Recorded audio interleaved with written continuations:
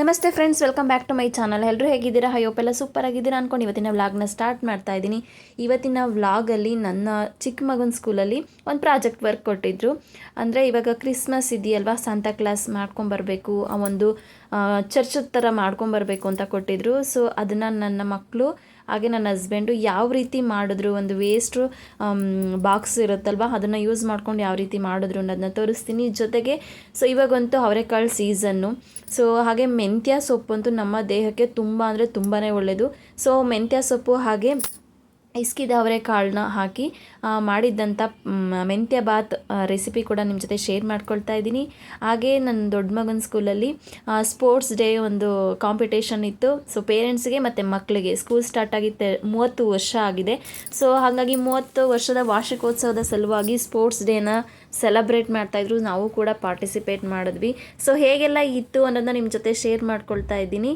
So ಬನ್ನಿ ವಿಡಿಯೋನ start ಮಾಡೋಣ. ಮೊದಲನೇದಾಗಿ ವೇಸ್ಟ್ ಬಾಕ್ಸ್ ಬರುತ್ತಲ್ವ, ಅದನ್ನು ತಗೊಳ್ಬೇಕು. ಅಂದರೆ ಐಡಿಯಾಸ್ ಅಷ್ಟು ಇರಲಿಲ್ಲ ಹೇಗೆ ಮಾಡಬೇಕು ಅಂತ. ಸೊ ಹಂಗಾಗಿ ಮೊದಲಿಗೆ ಒಂದು ಮೈಂಡಲ್ಲಿ ಇದ್ದಿದ್ದು ಸಾಂತಾ ಕ್ಲಾಸ್ ಮನೆ ಒಂದು ಇದನ್ನು ಕಟ್ಟಿ, ಆಮೇಲೆ ಒಂದು ಗುಡಿಸ್ಲು ಥರ ಕಟ್ಟಿ ಬಡವರಿಗೆ ಚಾಕ್ಲೇಟು ಅಥವಾ ಏನಾದರೂ ಕೊಡ್ತಾ ಇರೋ ಥರ ಆ ಥರ ಮಾಡೋಣ ಅನ್ನೋ ಥೀಮ್ ಇತ್ತು. ಆಮೇಲೆ ಬೇಡ, ಯಾಕೆಂದರೆ ಅಷ್ಟೊಂದು ದೊಡ್ಡದೆಲ್ಲ ಮಾಡೋದು ಬೇಡ, ಸಿಂಪಲ್ಲಾಗಿ ಚಿಕ್ಕದಾಗೆ ಮಾಡೋಣ ಅಂದ್ಕೊಂಡು ಆಮೇಲೆ ಮೈಂಡ್ ಚೇಂಜ್ ಮಾಡಿ ಜಸ್ಟ್ ಒಂದು ಸಾಂತಾ ಕ್ಲಾಸ್ ಮನೆ ಹಾಗೆ ಒಂದಿಷ್ಟು ಫೋಟೋಸ್ ತೊಗೊಂಡು ಬಂದಿದ್ರು. ಅದನ್ನು ಸ್ವಲ್ಪ ಸ್ಟಿಕ್ ಮಾಡಿಬಿಟ್ಟು ಸ್ವಲ್ಪ ಡೆಕೋರೇಟ್ ಮಾಡೋಣ ಅಂತ ಅಂದ್ಕೊಂಡು ಇದು ರೆಡಿ ಮಾಡ್ತಿರೋ ಅಂಥದ್ದು.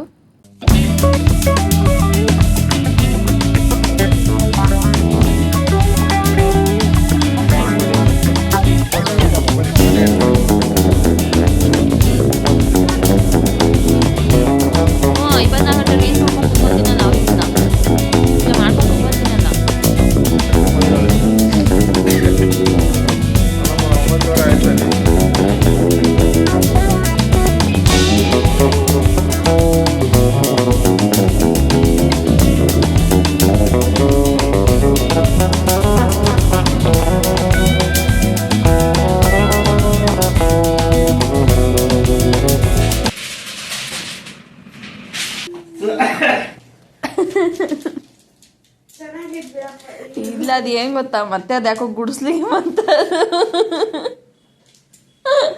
ಅದು ಗುಡಿಸ್ಲೆ ಆಯ್ತು ಅಲ್ವನ ತೇಜು.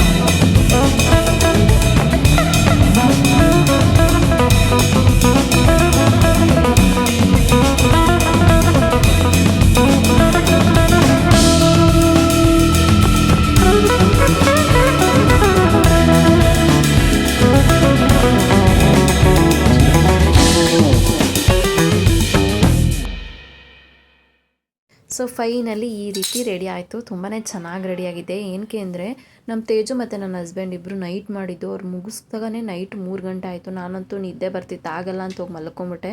ಇದು ಸೋಮವಾರ ಕೊಡಬೇಕಿತ್ತು, ಭಾನುವಾರ ನೈಟ್ ಮಾಡಿದ್ದಂಥದ್ದು ಇದು.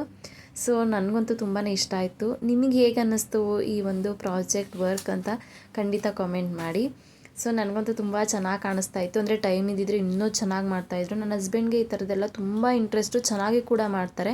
ನಮ್ಮ ತೇಜಗೂ ತುಂಬ ಇಂಟ್ರೆಸ್ಟ್ ಇದೆ ಈ ಥರದ್ರಲ್ಲೆಲ್ಲ, ಬಟ್ ಟೈಮ್ ಇರಲಿಲ್ಲ. ಇದ್ದಿದ್ರಲ್ಲಿ ಅಷ್ಟು ಚೆನ್ನಾಗಿ ಮಾಡಿದರು. ಹಾಗೆ ನಮ್ಮ ತೇಜು ಸ್ಕೂಲಲ್ಲಿ 30 ವರ್ಷ ಆಗಿದೆ ಅವ್ರ ಸ್ಕೂಲ್ ಓಪನ್ ಆಗಿ. ಹಂಗಾಗಿ ಅವ್ರ ವಾರ್ಷಿಕೋತ್ಸವ ಇತ್ತು ಸ್ಕೂಲ್ದು, ಜೊತೆಗೆ ಸ್ಪೋರ್ಟ್ಸ್ ಡೇ ಅಂತ ಮಾಡಿದರು. ಸೊ ಪೇರೆಂಟ್ಸು ಮತ್ತು ಮಕ್ಕಳಿಗೆ ಎಲ್ಲರಿಗೂ ಕೂಡ ಗೇಮ್ಸ್ಗಳನ್ನ ಇಟ್ಟಿದ್ರು ಆಯಾ ಸ್ಕೂಲ್ ವೈಸು.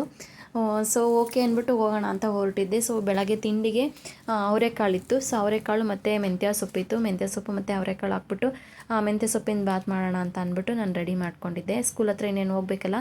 ತೇಜುಗೆ 8:30 ಅಷ್ಟೊತ್ತಿಗೆ ಬರೋಕ್ಕೆ ಹೇಳಿದರು, ನಮಗೆ ಒಂದು 9 ಗಂಟೆಗೆ ಹೇಳಿದರು. ಬಟ್ ನಾನೆಲ್ಲ ಮುಗಿಸ್ಕೊಂಡು ಹೋಗೋಷ್ಟೊತ್ತಿಗೆ 11 ಗಂಟೆ ಆಗಿತ್ತು. ಬಟ್ ಲೇಟೇ ಸ್ವಲ್ಪ ಸ್ಟಾರ್ಟ್ ಮಾಡಿದ್ದು. ನಾವು ಹೋಗೋಷ್ಟೊತ್ತಿಗೆಲ್ಲ ಆಲ್ಮೋಸ್ಟ್ ಒಂದು ಅರ್ಧ ಆಗಿತ್ತು. ಸೊ ಇದು ಮೊದಲು ಮಾಡ್ಕೊಳ್ಳೋದಕ್ಕೆ ಮಾಮೂಲಿ ಏನೆಲ್ಲ ಒಗ್ಗರಣೆಗಳು ಹಾಕ್ತೀವೋ, ಸ್ಪೈಸಸ್ ಏನೆಲ್ಲ ಹಾಕ್ಕೊಳ್ತೀವೋ ಹಾಕ್ಕೊಳ್ಬೋದು. ಮತ್ತು ಸಣ್ಣಗೆ ಹೆಚ್ಚಿರೋಂಥ ಈರುಳ್ಳಿ, ಟೊಮೊಟೊ. ನಾನು ಆದಷ್ಟು ಸ್ಪೈಸಸ್ನೆಲ್ಲ ನಾನು ರುಬ್ಬಕ್ಕೆ ಹಾಕ್ಕೊಂಬಿಡ್ತೀನಿ, ಏಕೆಂದರೆ ಬಾಯಿಗೆ ಸಿಕ್ಕರೆ ನಮ್ಮ ಮನೇಲಿ ಅಷ್ಟು ಇಷ್ಟಪಡೋದಿಲ್ಲ.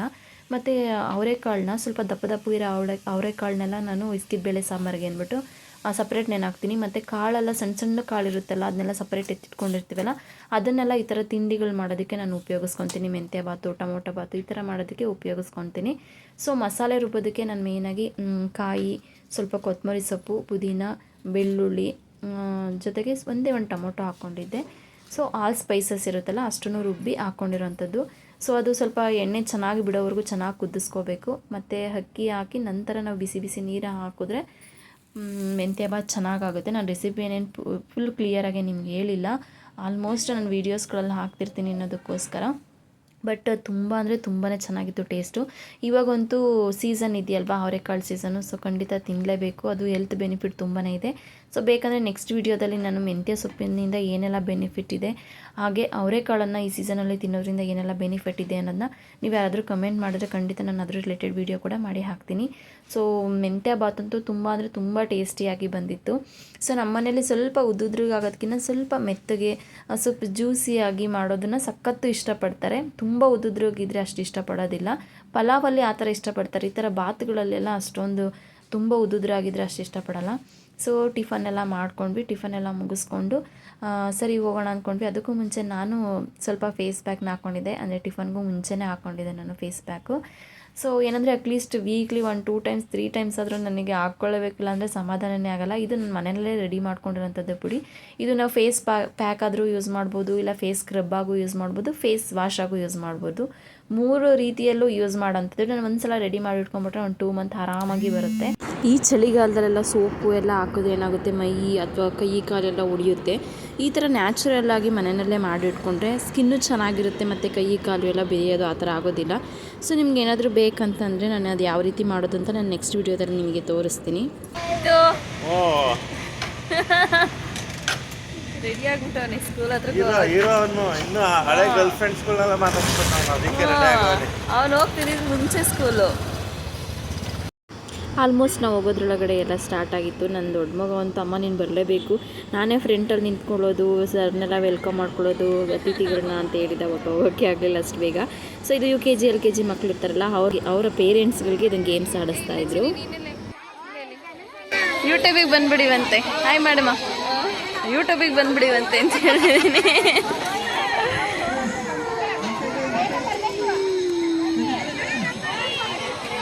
ಸೊ ಫಸ್ಟ್ ಏನಂದರೆ ಸಾಂಗ್ ಹಾಕಿರ್ತಾರೆ. ಸಾಂಗ್ ಆಫ್ ಮಾಡಿದ ತಕ್ಷಣವೇ ಕೂತ್ಕೊಳ್ಬೇಕು. ಬಟ್ ಸಾಂಗ್ ಎಲ್ಲ ಹಾಕಿದ್ರೆ ಕಾಪಿರೈಟ್ ಆಗ್ತದೆ ಅಂತ ಎಲ್ಲರೂ ಮ್ಯೂಟ್ ಮಾಡಿದ್ದೀನಿ ಅಷ್ಟೇ. ಲಾಸ್ಟಿಗೆ ಇವರಿಬ್ಬರು ಉಳ್ಕೊಂಡ್ರು, ಇವರಿಬ್ಬರಲ್ಲಿ ಒಬ್ಬರು ವಿನ್ ಆದರು. ಸೊ ಅದಾದಮೇಲೆ 6th 7th 5th ಮಕ್ಕಳು ಇರ್ತಾರಲ್ಲ ಅವ್ರ ಪೇರೆಂಟ್ಸಿಗೆ ಮಾಡಿಸಿದ್ರು. ಜೊತೆಗೆ ಕೆಲವೊಬ್ಬರು ಫಾದರ್ಸ್ ಬಂದಿದ್ರಲ್ಲ ಅವ್ರಿಗೂ ಕೂಡ ಗೇಮ್ಸ್ನ ಇದನ್ನು ಮಾಡ್ತಾಯಿದ್ದಾರೆ. ನನ್ನ ಹಸ್ಬೆಂಡ್ ಅಂತೂ ಹೋಗಲ್ಲ ಅಂತಿದ್ರು. ಹಿಂಸೆ ಮಾಡಿ ಫೋರ್ಸ್ ಮಾಡಿ ಕಳಿಸಿದ್ರು. ಅಲ್ಲಿ ಸ್ವಲ್ಪ ಕಾಲೇಟಾಗಿತ್ತು, ನೋಡಲ್ಲ ಅಂತಿದ್ರು. ಮಕ್ಕಳಲ್ವಾ, ಅದು ಗೆಲ್ಲೋದು ಸೋಲೋದು ಎಲ್ಲ ಕಾಮನ್ನು. ಬಟ್ ಅದೊಂಥರ ಎಂಜಾಯ್ಮೆಂಟ್, ಖುಷಿನ ಸೆಲೆಬ್ರೇಟ್ ಮಾಡಿ ತುಂಬ ಬೇಜಾರಾಗುತ್ತೆ. ನಮ್ಮಮ್ಮ ನಮ್ಮಪ್ಪ ಪಾರ್ಟಿಸಿಪೇಟೇ ಮಾಡಲಿಲ್ಲ ಅಂತ ಬೇಜಾರಾಗುತ್ತೆ. ಸೊ ಹಂಗಾಗಿ ಹಿಂಸೆ ಮಾಡಿ ಫೋರ್ಸ್ ಮಾಡಿ ಕಳಿಸಿದ್ವಿ. ಆದರೂ ಪರವಾಗಿಲ್ಲ, 3rd ಬಂದರು. ಸೊ ಫಸ್ಟ್ ಟೈಮ್ ಈ ಥರ ಮಾಡಿದ್ದು ನಿಜ ಸಿಕ್ಕಾಪಟ್ಟೆ ಅಂದರೆ ಸಿಕ್ಕಾಪಟ್ಟೆ ಎಂಜಾಯ್ ಮಾಡಿದ್ವಿ. ಎಲ್ಲದೂ ಪಾರ್ಟಿಸಿಪೇಟ್ ಮಾಡಿದ್ವಿ. ಒಂಥರ ಚೈಲ್ಡ್ಹುಡ್ ನೆನಪಾಗ್ತಾ ಇತ್ತು.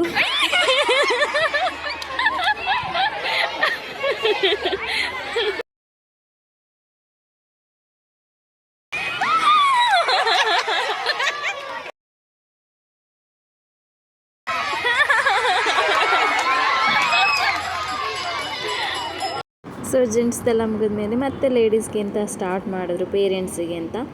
ಸೊ ನಾನು ಅಲ್ಲಿ ಹೋಗ್ತಾ ಇದ್ದೀನಿ ನೋಡಿ. ನನಗಂತೂ ನಿಜ ಸಖತ್ತು ಎಂಜಾಯ್ ಮಾಡಿದೆ. ಬಟ್ ಏನಂದರೆ ಪೇರೆಂಟ್ಸು ಫಸ್ಟ್ ಯಾರೂ ಬರಲಿಲ್ಲ. ಆಮೇಲೆ ಎಲ್ಲರೂ ಬಂದರು, ಎಲ್ಲರೂ ಪಾರ್ಟಿಸಿಪೇಟ್ ಮಾಡಿದ್ರು. ಅಂದರೆ ಸ್ಕೂಲ್ಗಳಲ್ಲಿ ಈ ಥರ ಮಾಡೋದು ತುಂಬ ಚೆನ್ನಾಗಿರುತ್ತೆ. ಮತ್ತು ಎಲ್ಲ ಪೇರೆಂಟ್ಸ್ಗಳೂ ಪಾರ್ಟಿಸಿಪೇಟ್ ಮಾಡಿ ಎಲ್ಲರೂ ಬಂದರೆ ತುಂಬ ಚೆನ್ನಾಗಿರುತ್ತೆ. ನನಗಂತೂ ಈ ಸಲ ಸಿಕ್ಕಾಪಟ್ಟೆ ಇಷ್ಟ ಆಯಿತು. ಫಸ್ಟ್ ಒಂದು ಸಲ ರಂಗೋಲಿ ಸ್ಪರ್ಧೆ ಇದ್ದಾಗ ಕಡಿಮೆ ಜನ ಬಂದಿದ್ದು, ಪೇರೆಂಟ್ಸ್ ಇನ್ವಾಲ್ವ್ ಆಗಿರಲಿಲ್ಲ. ಬಟ್ ಈ ಸಲ ಎಲ್ಲರೂ ಚೆನ್ನಾಗಿ ಇನ್ವಾಲ್ವ್ಮೆಂಟ್ ಆಗಿದ್ರು, ಸಖತ್ ಎಂಜಾಯ್ ಮಾಡಿದ್ವಿ.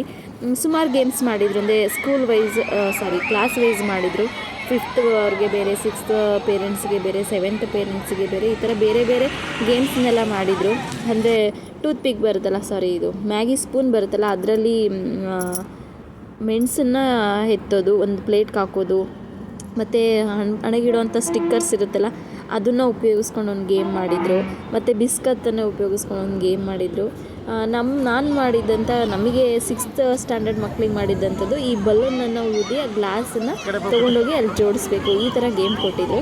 ಸೊ ನಾನು 5 ಜೋಡಿಸ್ದೆ, ಅದರಲ್ಲಿ ಒಂದು ಬಿದ್ದೋಗ್ಬಿಟ್ಟು. ಸೊ ಇಲ್ಲ ಅಂದರೆ ಅಟ್ಲೀಸ್ಟ್ 3 ಫೋಟೋ ಆದರೂ ಬರ್ತದೆ.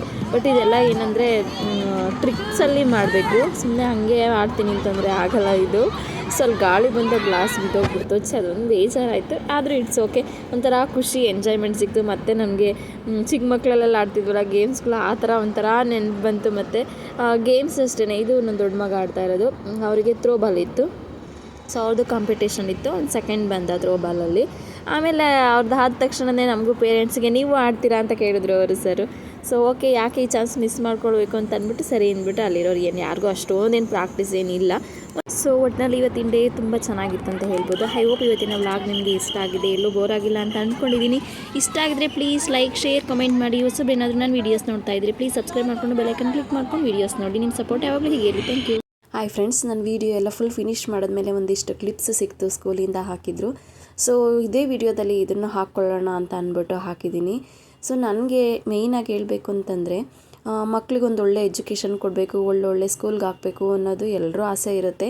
ಸೊ ನಾವು ಸೇರಿಸಿದ್ದು ಈ ಸ್ಕೂಲ್ ಬಗ್ಗೆ ಒಂದೆರಡು ಮಾತಾಡಬೇಕು ಅಂತ ಅನ್ನಿಸ್ತು, ಅದಕ್ಕೋಸ್ಕರ ನಾನು ಇಲ್ಲಿ ಇದನ್ನು ಹೇಳ್ಕೊಳ್ತಾ ಇದ್ದೀನಿ. ಸೊ ಮೇಯ್ನಾಗಿ ಇದು ಚಿಕ್ಕ ಸ್ಕೂಲ್ ಆದ್ರೂ ಎಜುಕೇಷನ್ ಬಗ್ಗೆ ಕಾಂಪ್ರಮೈಸ್ ಇಲ್ಲ, ಒಂದು ಒಳ್ಳೆ ಎಜುಕೇಷನ್ ಕೊಡ್ತಾ ಇದ್ದಾರೆ. ಸೊ ತುಂಬ ಹಳೇ ವರ್ಷಗಳಿಂದ, ಅಂದರೆ ತುಂಬ ವರ್ಷಗಳಿಂದ ಇರುವಂಥ ಟೀಚರ್ಸೇ ಇವಾಗಲೂ ಇರುವಂಥದ್ದು. ಹಂಗಾಗಿ ಮಕ್ಕಳ ಬಗ್ಗೆ ತುಂಬಾ ಕೇರ್ ತೊಗೊಳ್ತಾರೆ. ಮತ್ತು ಹೊಸದಾಗಿ ಏನಾದರೂ ಪ್ರಯತ್ನಗಳು ಪಡ್ತಾನೆ ಇರ್ತಾರೆ ಸ್ಕೂಲಲ್ಲಿ, ಏನೇನಾದರೂ ಹೊಸದಾಗಿ ಮಾಡೋದಕ್ಕೆ. ಹಾಗೆ ಸ್ಕೂಲಲ್ಲಿ ಒಂದು ಪತ್ರಿಕೆ ಕೂಡ ಲಾಂಚ್ ಮಾಡಿದ್ದಾರೆ. ಸೊ ತುಂಬ ಹೊಸ ಸ್ಟೆಪ್ಗಳನ್ನ ತಗೊಳ್ತಿದ್ದಾರೆ ಮಕ್ಕಳು ಎಜುಕೇಷನ್ ರಿಲೇಟೆಡು. ಸೊ ನನ್ನ ಹಸ್ಬೆಂಡ್ ಯಾವಾಗಲೂ ಹೇಳ್ತಿರ್ತಾರೆ, ದೊಡ್ಡ ಸ್ಕೂಲ್ಗೆ ಹಾಕೋದಕ್ಕಿಂತ ಆ ಸ್ಕೂಲಲ್ಲಿ ಎಷ್ಟು ಎಜುಕೇಷನ್ ಇದೆ, ಯಾವ ರೀತಿ ಮಕ್ಕಳಿಗೆ ಟ್ರೀಟ್ ಮಾಡ್ತಾರೆ ಅನ್ನೋದು ಇಂಪಾರ್ಟೆಂಟ್ ಆಗುತ್ತೆ. ಸೊ ನಮಗೆ ಈ ಸ್ಕೂಲಲ್ಲಿ ಅದು ವಿಚಾರದಲ್ಲಿ ನಮಗೆ ಇಷ್ಟ ಆಗಿದ್ದು. ಸೊ ನನಗೂ ಯಾವಾಗಲೂ ಅನ್ನಿಸ್ತಿರುತ್ತೆ, ಆ ಸ್ಕೂಲ್ಗೆ ಹಾಕೋಣ, ಈ ಸ್ಕೂಲ್ಗೆ ಹಾಕೋಣ ಅಂತಿರ್ತೀನಿ. ಬಟ್ ನನ್ನ ಹಸ್ಬೆಂಡ್ ಯಾವಾಗಲೂ ಹೇಳೋದು ಅದೇನೆ. ಸೊ ಆ ಥರ ಆ ಸ್ಕೂಲ್ ಈ ಸ್ಕೂಲ್ ಅಂತ ಅನ್ನಬಾರ್ದು. ಸೊ ನಮಗೆ ಎಲ್ಲಿ ಎಜುಕೇಷನ್ ಚೆನ್ನಾಗಿದೆ, ಹಾಗೆ ನಮಗೆ ಎಲ್ಲಿ ಕಂಫರ್ಟಬಲ್ ಪ್ರೈಸ್ ಇರುತ್ತೆ ಅದನ್ನು ನೋಡಿಕೊಂಡೇ ನಾವು ಮಕ್ಕಳನ್ನ ಹಾಕ್ಕೋಬೇಕು. ಹೆವಿಗೆ ಹಾಕಿ ಅಲ್ಲಿ ಎಜುಕೇಷನ್ನೇ ಇಲ್ಲ ಅಂದರೆ ಸುಮ್ಮನೆ ದುಂದು ವೆಚ್ಚವಾಗಿ ಹಣ ಕೊಟ್ಟೋದು ಎಷ್ಟರ ಮಟ್ಟಿಗೆ ಸರಿ. ಸೊ ಅದ್ರ ಜೊತೆಗೆ ನನ್ನ ಮಕ್ಕಳಿಗೆ ಇದೇ ಸ್ಕೂಲ್ಗೆ ಹಾಕಿದ್ವಿ, RTE ಸೀಟ್ ಕೂಡ ಇದೇ ಸ್ಕೂಲ್ ಸಿಕ್ತು. ಚಿಕ್ಕ ಮಗುಗೆ ಮಾತ್ರ RTE ಸೀಟ್, ಅವನು ಒಂದು 2 ವರ್ಷ 3 ವರ್ಷ ಇಲ್ಲೇ ಓದಿದ್ದು. ಸೊ ಅವ್ನಿಗೆ RTE ಸೀಟ್ಗೆ ಬೇರೆ ಸ್ಕೂಲಿಗೆ ಸಿಕ್ತು. ಸೊ ನಮ್ಗೆ ಹೇಗೆ ಬರುತ್ತೆ ನಾವು ಹಾಗೆ ಅಕ್ಸೆಪ್ಟ್ ಮಾಡ್ಕೋಬೇಕು ಅಷ್ಟೇ. ಬಟ್ ಎಜುಕೇಷನ್ ಬಗ್ಗೆ ನೋಡಿಕೊಂಡ್ರೆ ಈ ಸ್ಕೂಲ್ ನಮಗೆ ತುಂಬ ಅಂದರೆ ತುಂಬಾ ಇಷ್ಟ ಆಯಿತು. ಟೀಚರ್ಸು ಕೂಡ ಅಷ್ಟೇ ತುಂಬ ಚೆನ್ನಾಗಿ ಪಾಠ ಎಲ್ಲ ಮಾಡ್ತಾರೆ, ಮಕ್ಕಳ ಜೊತೆ ಚೆನ್ನಾಗಿ ಟ್ರೀಟ್ ಮಾಡ್ತಾರೆ. ಮತ್ತು ಪೇರೆಂಟ್ಸ್ಗೂ ಕೂಡ ಅಷ್ಟೇ ಚೆನ್ನಾಗಿ ಮಾತಾಡ್ಸೋದೆಲ್ಲ ಮಾಡ್ತಾರೆ. ಹಾಗೆ ನಾವೆಲ್ಲ ಮುಗಿಸ್ಕೊಂಡು ಸಂಜೆ ಒಂದು ಯೂನಿಯನ್ ಡೇ ಇತ್ತು. ಸೊ ಈ ಹುಡುಗಿ ಬಗ್ಗೆ ಹೇಳಬೇಕು ಅಂದರೆ ನಮ್ಮ ಅತ್ತೆ ಮನೆ ಮುಂದೆನೇ ಇರೋ ಅಂಥದ್ದು, ತನ್ವಿತಾ ಅಂತ. ಸೊ ನಾನು ಹಾಕುವಂಥ ಎಲ್ಲ ವೀಡಿಯೋಸ್ ಕೂಡ ನೋಡ್ತಾಳೆ. ಒಂಥರ ನನಗೆ ಚಿಕ್ಕ ಫ್ಯಾನ್ ಅಂತ ಹೇಳ್ಬೋದು, ನಾನು ಅವಳಿಗೆ ಫ್ಯಾನ್ ಅಂತ ಹೇಳ್ಬೋದು. ತುಂಬ ಕ್ಯೂಟಾಗಿ ಮಾತಾಡ್ತಾಳೆ. ನನಗಂತೂ ಸಿಕ್ಕಾಪಟ್ಟೆ ಇಷ್ಟ ಇವಳು ಅಂತ. ಅಂದರೆ ಗಂಡು ಮಕ್ಕಳಿಗಿಂತ ನನಗೆ ಹೆಣ್ಮಕ್ಳು ಅಂದರೆ ಸಿಕ್ಕಾಪಟ್ಟೆ ಇಷ್ಟ. ನೋಡೋಕೆ ಕ್ಯೂಟಾಗಿರ್ತಾರೆ, ಚೆನ್ನಾಗಿ ರೆಡಿ ಮಾಡ್ಬೋದಲ್ವಾ. So thank you for watching my video.